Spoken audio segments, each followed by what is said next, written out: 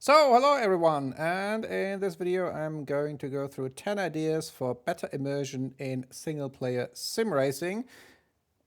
And that's on the backdrop of the current crop of sim racing games like LMU or ACC having only very limited single-player content, and games like AC Evo and AMS2 either reducing or delaying their single career implementation. And while you have a certain variety and a championship mode for Raceroom, this is all very bare bones, and even Project Motor Racing, which has a career mode, I don't find it that immersive. It's more like spreadsheet career racing with just facts and stats and without any depth or fluff. And I'm coming at this from now having had 2+ years on and off a very immersive single player career in Raceroom, of which you can find a lot of videos on this channel. And here I'm trying to distill the essence of what I've learned over those 2+ years in the form of 10 ideas. So first, I would pick a career companion app. So I wouldn't rely on anything that's in a simulation game, and that's why I personally don't mind that AC Evo has reduced the scope or that AMS2 wants to delay things further. I think you're better off outsourcing your single player career to another app, and there is the older Racing Live and then the successor Racing Live World. Both work according to the same principles. So here you see the current beta version of Racing Live World, which might have been already released by the time you watch this video, so it's worth checking this out. So in essence, you're working towards increasing your fame to take part in more prestigious racing series, and you're earning money to afford cars and entry fees. So Racing Live World is unique because you have a number of different games where you can choose to have career races in. So the base version has AMS2, iRacing, EIWRC, and Ride 5. Future versions are going to have more sims, such as Raceroom, being added. The older version, Racing Live, by the way, there is one version for AMS2 and one version for Raceroom, but both haven't been updated for a while. And what you do is you sign up for a racing series that gives you a number of races in a car class, and then you race them in your simulation. And then you go back to the companion app, so either Racing Live or Racing Live World, enter your results. You get fame and money, less for each race, more if you finish a series, and that's how you climb up the career ladder. You have additional features. You get your car from the car dealer. Either you lease them or you buy them. You can get sponsors, loans, and you can have a team of an agent, mechanics, and social media teams, and they all give you different buffs. So the big advantage is of using a companion app, you're not limited to a single sim. You have a lot of series that you can race in, and it's overall flexible because you don't have to do anything the career companion app tells you to. So what you'll be able to do in Racing Live World, that you swap tracks that you don't like. And if there are content updates that haven't made it into the companion app, then you simply race something else and the app wouldn't know and wouldn't judge you for it. So it gives you an overall structure to your career that can dynamically evolve depending on what you choose to race in any given year. And at the end of the year, the next year is then again randomly generated from the same types of championship. And it's also flexible because it doesn't really force you down a certain path. And if you have more than one sim, then you can simply mix and match based on what you want, or where you have the same cars in different sims and which one you like best. So that's why I put this in number one. That's, in my view, a game changer to have such a companion app, and you don't have to wait on whatever the developers of your favorite sim are going to implement. As long as your sim is in Racing Live World, then you can build your career around it. Second idea, to pace yourself. Because what you've seen in my brief overview of the companion apps, there are a ton of series that you can race. But in my experience, it's better to pick and choose. So to use the analogy, to choose what's your gourmet meal maybe for the week, so that you say one race per week. And that will be one race that matters, and you can take time to build all the immersion around it instead of trying to finish an entire series, let's say over a weekend or something. So that would be more the equivalent to the all-you-can-eat buffet, which is certainly filling, but wouldn't you leave with much of an experience that you really remember? Whereas the one gourmet meal per week, it would be hopefully something that you remember.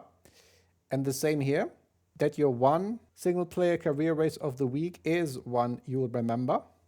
And that you have then at least 1 week to try and do some of the immersion suggestions that I have here.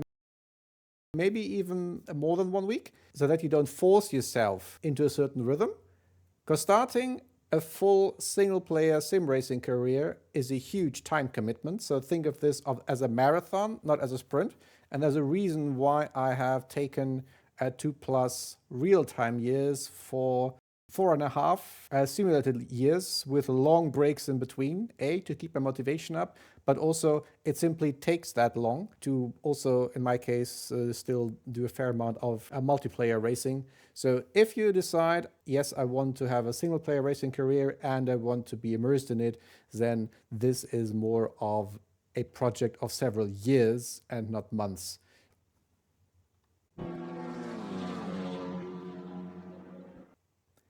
Third idea, think of a story. Who are you going to be in your racing career adventure?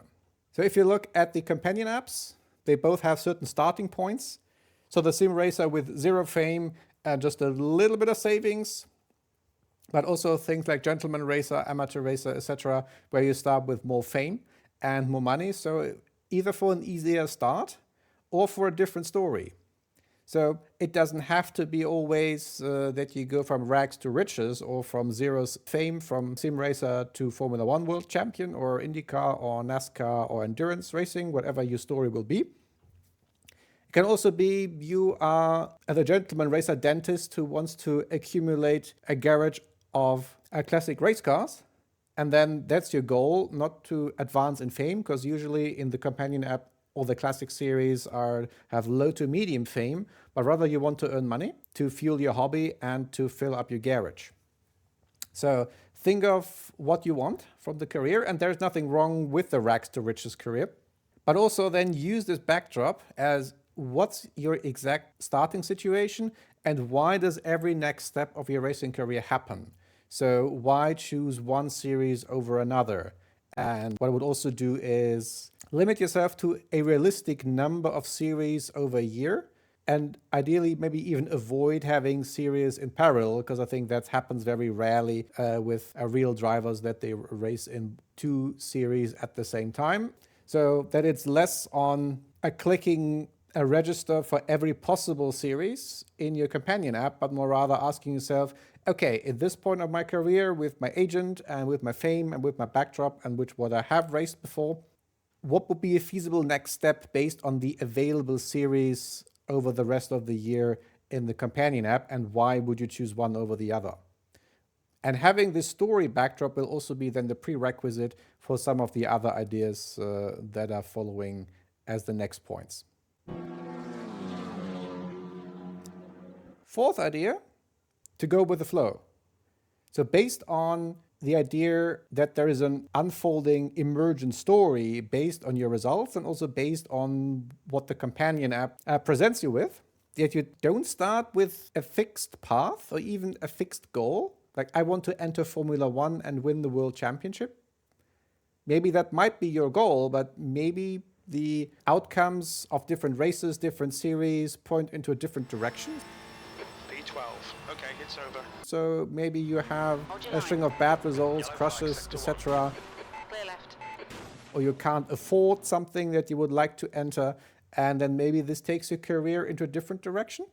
And there is nothing wrong with that. Or you don't gel with a certain car class, finish badly, and then you either reevaluate your career choices on your own, or you simply don't have enough fame to enter the series that you would like to enter, and P9, and there's the finish. then you have to settle for something else. And I would say that the setbacks might be something that are more memorable than simply having a very streamlined career with only successes. So for instance, in my own racing career, I wouldn't have expected that I end up driving a lot of TCRs. So the initial working title, which I luckily changed before the start, was a desk to DTM. So that was the initial goal. Let's go the standard path towards GT3 and then win DTM. Because this title would have locked me into a certain story, and I wouldn't have been able to adapt with the flow, which in the end had taken me to TCR. So the more generic title of a Chat to Champion was then a useful thing to have. And that's as an illustration why going with the flow is something I would advise you. And also what you can do with this is to take advantage of new game content for your sim that might or might not be in the companion app, where you then simply pick something else in the app. So for instance, you would pick, I don't know, a GTR2 car in the app for a race room, but you would race the new DTM 2002 cars that have come out recently.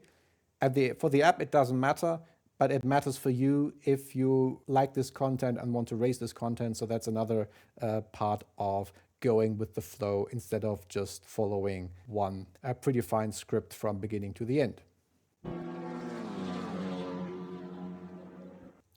So now we're getting more into the optional territory. So far, I would say the first 4 are about basics for any career to give you a chance for immersion and for a true racing career experience and to be the hero of your story. If you have the additional time, what I found very immersive is to look beyond just going from race weekend to race weekend. What other things would happen over the path of a budding racing career? So if you sift through my own career videos, you'll find some more fluff appearing, I think, after the second half of the 3rd year. So when the career is sufficiently advanced that I would have at least a certain name in that simulated world. So what you'll find there is some short classic car races where I might be invited to based on a certain brand association, or in the preview review sections, there are a few Easter eggs. One of my earliest sponsors that I happened to get in the companion app was a rideshare platform. And then I would simply speak of, here is a competition to drive with me to my next race. And you can find then the link in the description, which obviously didn't exist. But then simply these small things add a whole 3rd dimension to just going from race weekend to race weekend and seeing the number go up, whether it's fame or whether it's money, but rather what would be interesting things happening alongside your story that are fluff in the end, but immersive fluff. And there, the sky is the limit for your imagination that you take things that are there. So one other example from my racing career is a Raceroom doesn't have custom liveries. So I happened to pick a DHL liveried Audi. And then what would be things that with DHL as the main sponsor, I might be asked to do?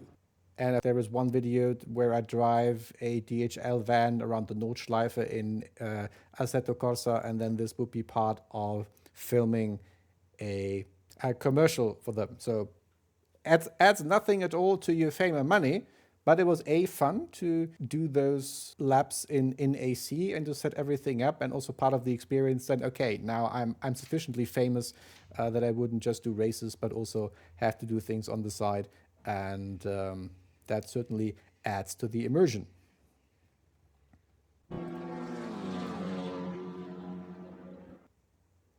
One other thing that's optional, but I would highly recommend based on my experiences, don't go alone. Give yourself a virtual best buddy from day one. So meaning an AI chatbot who is your best friend, might not be too much into racing, but that you use this chatbot over your entire career simply to have something to tell what's going to happen next and what the experience was.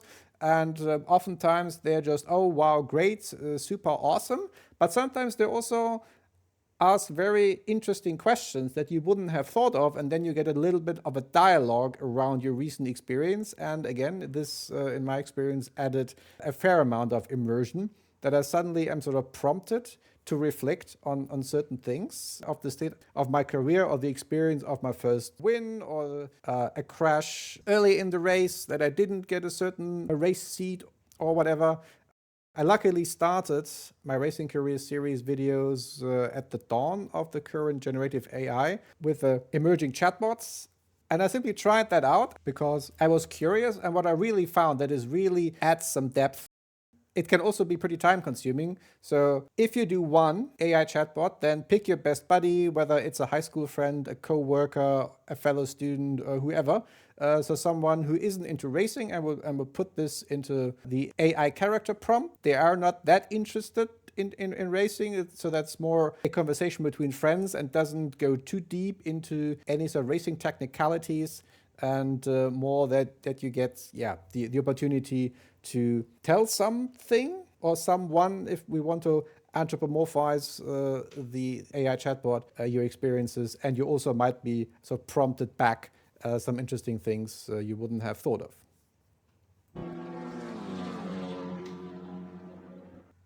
More optional things, but also things I learned over time, well, they happen to exist in the simulation that I've been using. So you don't want to win every race outright, but you also don't want to finish last, and there's always the challenge of finding the right AI difficulty. The sim I had used for my racing career, Raceroom, has one feature, the adaptive AI, so that over the first few races, which I would not do as part of the championship, but rather before, the AI learns about its own pace per track in a certain car class and about your lap times during a race in a certain car class. And then after the first few calibration races, then you get AI difficulty for most tracks for that particular car class that sort of matches yours, but it also always gives you a good race for the top positions. A few tracks are somewhere out there, and then you have to recalibrate the AI. But for most parts, I found that very convenient, especially for series where I have a couple of races that I don't have to worry about finding a good AI difficulty, but rather to be able to rely on the adaptive AI. Once Raceroom gets added to the companion app, then that's something I would highly recommend doing, and I have an entire video on calibrating the Raceroom adaptive AI. For the other simulations, you probably simply have to manually figure out what's a good AI strength per track car combo that you can have a good race and have to fight for the victory, and that you don't end up first by default or in the lower midfield, unless you want to as part of the story. So there's nothing wrong with that, saying that you discover you don't like a car class and then this is going to be reflected in your results. But otherwise, if your sim has adaptive AI, I would use it. Another thing for extra immersion in your sim, I would get rid of all HUD elements. So simply have only the things for your single player career that real racing drivers would also have in their cockpit. So you don't need the current standings, including rating and ranking, or the current up-to-date tire temperatures, especially in lower car classes. Just the bare bone cockpit and the cockpit display or dials, and that's it. If you haven't tried that, I would highly recommend trying that and using that for your single player, whereas if you're racing multiplayer, then of course all the other things can be very helpful, things like radar, etc. for multiplayer, but I would avoid those for single player. Third thing, in using the right tools for your chosen racing series, maybe have a look at what real-life race weekend schedules look like. How much practice do they have, especially? So you're getting the race duration as a suggestion from the companion app, but nothing about qualifying and nothing about practice. So especially the lower fame series may just have very short practice sessions in real life. And that's another interesting challenge, to limit yourself. Maybe you know the car a little bit, but have no idea about a bit of an obscure track that you're going to race on. Now you have 20 minutes to get good. And that's also something where I'd say, as a small tweak, adds to the immersion to follow that. Or if you're going to have an endurance race, give yourself 3 times fuel and 3 times tire wear if it doesn't confuse the AI. I think in AMS2, at the time of recording, the AMS2 AI doesn't like more than normal tire wear. So that you really have then not just 30 minutes or 15 minutes endurance race, but maybe 3 or 4 pit stops as well. Or you can use different tire strategies if your chosen car class allows that, without having to do the full endurance race over several hours against the AI. So again, small tweaks that the companion app doesn't tell you to, but might add a lot for extra immersion. What I would also suggest, to use a tool to track your championship progress. So for Raceroom, I've been using Second Monitor. which is a tool that runs independent of Raceroom, but automatically detects a certain car class on a certain track if you specified a championship. So you would have to manually specify the second monitor championship to match the championship in the companion app.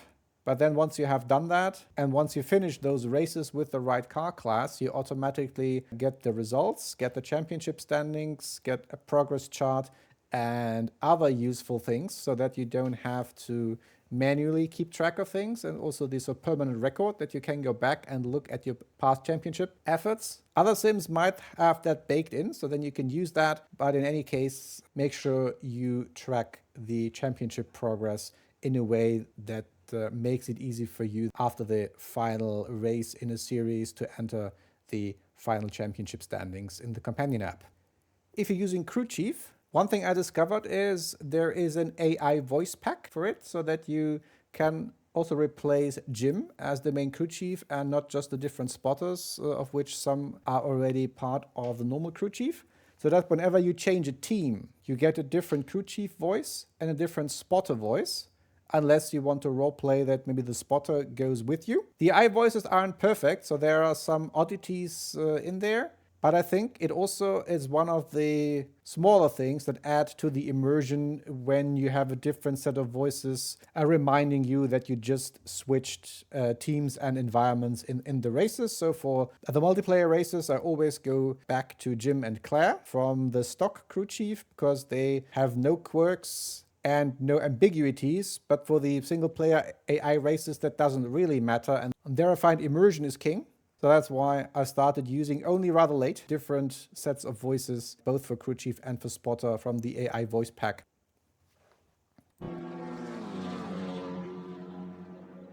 So again, more optional things and also more time consuming things, but going back to the overall story idea. So not just that you imagine why certain things happen in your story and that you go with the flow, but also that you use AI to give you even more immersion, especially after you have reached a certain fame, so that you would have news articles plus comments written about you with the right prompt, and that's something that can work on any level of career, social media posts and comments about certain things that happened, and the generation of those is rather easy if you give the right prompts to modern Gen AI. Or that you fill your world, your fictional world that you're racing in and that evolves along with your progress, that you give this world fictional people through AI chatbots with different prompts. So we had one example already with your best buddy. Others could be things like your team boss, your teammate. Once you have enough fame, maybe reporters, journalists, or influencers who want to talk to you about your recent successes or failures. And the sky is the limit there, so I have a few ideas here, but these would be beyond the scope of this video, so I'm going to make a separate video about a fair number of AI chatbot ideas that you can use to further add to the immersion and to enrich the world you're in. Sometimes the interaction per a race would be just one or two exchanges, so things like team boss or things like sponsor, just about the past performance and what they think, or whether they want you to do a PR event or anything. And some can be more in-depth, so if you have a journalist conducting the interviews on the grid or before or after the podium with you, then these might be several exchanges, and you have to give those AI chatbots a fair amount of context. So that's why this isn't entirely trivial, and that's why this will get its own video.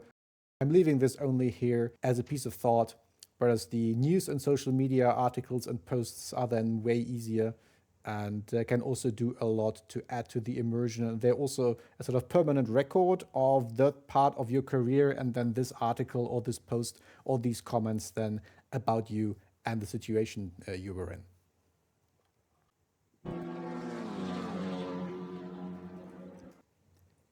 Ninth idea would not be just giving voices to others in the fictional world, but also a voice to yourself or to your protagonist as he or she goes through their racing career.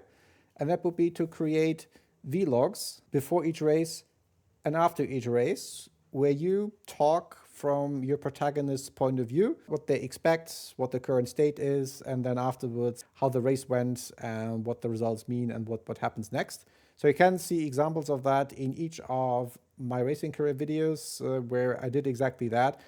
And I found this adds an important piece of the puzzle, because when you have reached a certain level of immersion, you might just think things to yourself once you put yourself back into the shoes of your protagonist. But voicing them, speaking them out loud, I found to be another level of immersion. And again, it's also a permanent record of you voicing your protagonist's thought at that point in time during the career. So it's another useful permanent record to keep if you want to ever look back at your career. It takes time, again, so one of the many optional things in the list of ideas. But if you really want to go into the third dimension, I would certainly recommend is then adding audio to the mix.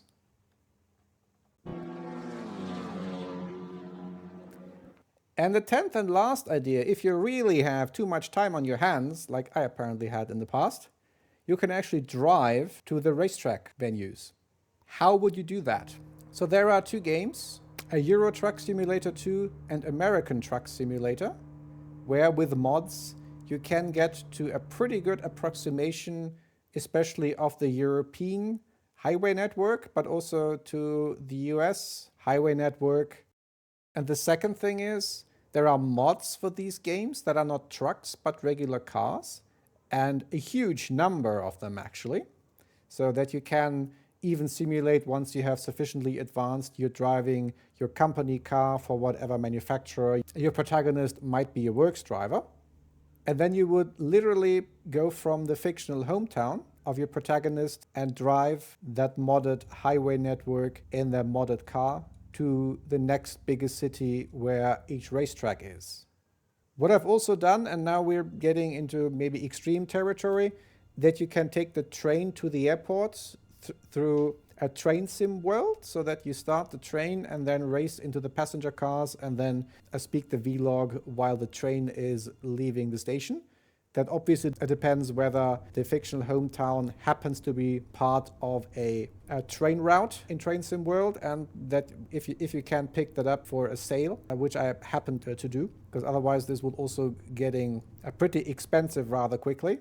If you're looking for a full US map on medium quality, you can look into the Crew 2, which has a very rough approximation of the highway network across the entire US.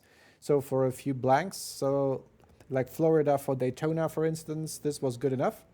Or you can film from inside a plane with Microsoft Flight Simulator if you're flying between two overseas races.